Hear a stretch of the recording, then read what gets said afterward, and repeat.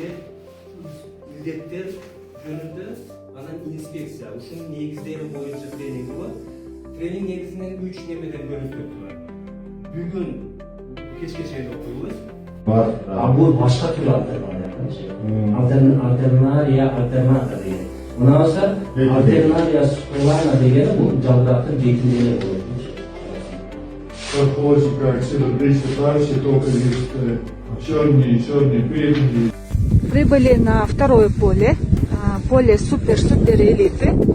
Сейчас эксперт осматривает, пока у него нет комментариев. Все хорошо.